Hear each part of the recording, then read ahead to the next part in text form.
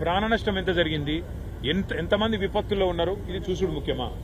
గతంలో టీఆర్ఎస్ ప్రభుత్వం ఉన్నప్పుడు, కేసీఆర్ గారు ముఖ్యమంత్రిగా ఉన్నప్పుడు సామాన్యులను కూడా మేము ఆనాడు ఇరుక్కొని పోతే మంచిర్యాల జిల్లాలో గాని భూపాలపల్లి జిల్లాలో గాని వెంటనే హెలికాప్టర్లు పంపి మరి సామాన్యుల ప్రాణాలు కాపాడడం జరిగింది.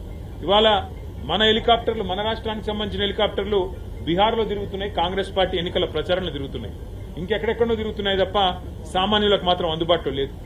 ఖమ్మంలో వరదలు వస్తే అక్కడ కొంతమంది లేడీస్ అర్థనాదాలు చేసినా పట్టించుకున్నవాడు లేడు.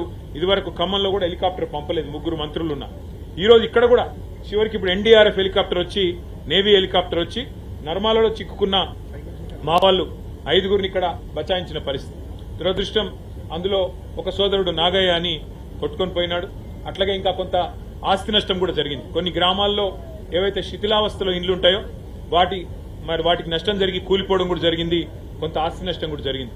కొంత ప్రాణ నష్టం, కొంత పంట నష్టం, కొంత ఆస్తి నష్టం, ఇవన్నీ జరిగినాయి. కాబట్టి రాష్ట్ర ప్రభుత్వం వెంటనే మేల్కొని, మరి ఇదివరకు మేల్కొని ఉండి కొద్దిగా అప్రమత్తంగా ఉంటే ఇంత అవస్థ కాకపోతుండే. కానీ ఎవరు పట్టించుకోలేదు, ముందస్తు ప్రణాళిక లేదు. ఇప్పటికైనా మేల్కొని వెంటనే పంట నష్టం ఎక్కడెక్కడైతే జరిగిందో ఎకరానికి ఒక 25,000 రూపాయలు పరిహారం ఇవ్వాలి.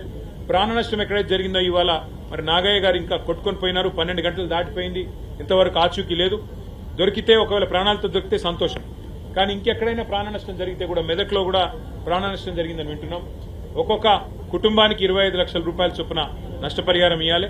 ఒక్కొక్క ఎకరానికి 25,000 రూపాయల చొప్పున నష్టపరిహారం ఇవ్వాలి. కూలిపోయిన ఇళ్లకు కూడా వెంటనే వాటి స్థానంలో ఇందిరమ్మ ఇండ్లు మంజూరు చేయాలని చెప్పి కూడా డిమాండ్ చేస్తూ మా పార్టీ తరఫున కూడా మా కార్యకర్తలు, నాయకులు ఎక్కడికక్కడ ముఖ్యంగా కామారెడ్డి పట్టణంలో గంప గోవర్ధన్ గారు తిరుగుతా ఉన్నారు.